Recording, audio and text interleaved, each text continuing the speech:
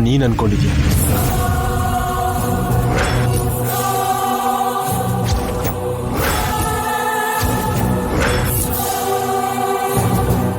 Sir, ನಿತ್ಯ ಬದುಕಿದಾಳೆ ಅಂತ ನನಗೆ ಯಾವಾಗ್ಲೂ ಗೊತ್ತು.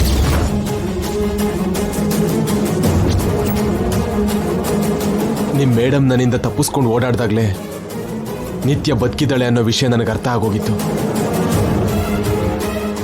ನೀನು ಕೂಡ ನಿಮ್ಮ ಮೇಡಮ್ ಹಿಂದೆ ತಿರುಗುವಾಗ ನೀವಿಬ್ರು ಸೇರಿ ನಿತ್ಯನ ಕಾಪಾಡ್ತಿದ್ದೀರಾ ಅಂತ ಗೊತ್ತಾಗಿತ್ತು.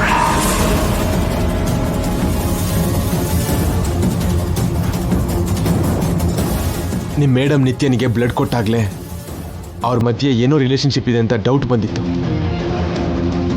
ನಿಮ್ಮ ಮೇಡಮ್ಗೋಸ್ಕರ ರೂಪಾ ಆಂಟಿ ಕೇರ್ ತಗೊಂಡಾಗ ಆ ಡೌಟ್ ಇನ್ನೂ ಸ್ಟ್ರಾಂಗ್ ಆಯಿತು. ಒಂದು ಶಾಪನ ಬಿಟ್ಟರೆ ಎಲ್ಲನೂ ಎಕ್ಸ್ಪೆಕ್ಟ್ ಮಾಡಿ.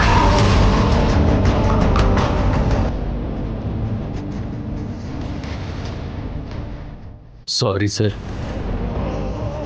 ನಿಮಗೆ ಮೋಸ ಮಾಡಿದ್ಕೆ ಪಶ್ಚಾತ್ತಾಪದಿಂದ ತಲೆ ತಗ್ಗಿಸ್ತಾ ಇದ್ದೀನಿ.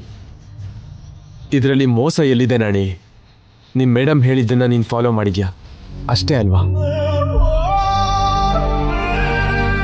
ಆದರೆ ನಿತ್ಯ ಅವ್ರ ಬಗ್ಗೆ ನಿಮ್ಮ ಹತ್ರ ಹೇಳಬೇಕಿತ್ತು ಸರ್. ನನಗೆ ಗೊತ್ತಿಲ್ಲದೆ ಇದ್ರೆ ಅಲ್ವಾ ನೀನು ಹೇಳೋದಕ್ಕೆ? ಮತ್ತೆ ಎಲ್ಲ ಗೊತ್ತಿದ್ರು ನಿತ್ಯ ಅವ್ರನ್ನ ಯಾಕೆ ಬಿಟ್ರಿ ಸರ್? ಬಿಡ್ದೇನೆ ಏನು ಮಾಡು ಅಂತೀಯ ನಾಣಿ? ದ್ವೇಷ ತೀರಿಸ್ಕೊ ಅಂತೀಯ? ಯಾರಿಗೋಸ್ಕರ ದ್ವೇಷ ಸಾರು ಅಂತೀಯ? ಯಾರಿಗೋಸ್ಕರ ಪ್ರತೀಕಾರ ತೀರಿಸ್ಕೋಬೇಕು ಅಂತೀಯ?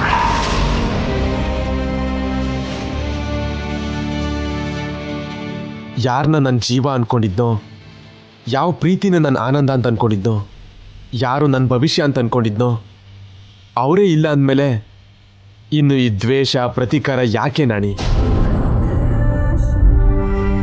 ಗಂಗಾ ಮಾತ್ರ ಸತ್ತೋಗಿಲ್ಲ ನಾಣಿ, ನನ್ನೊಳಗಿರೋ ಒಬ್ಬ ಮನುಷ್ಯನೂ ಕೂಡ ಗಂಗಾ ಕರ್ಕೊಂಡು ಹೋದ್ಲು.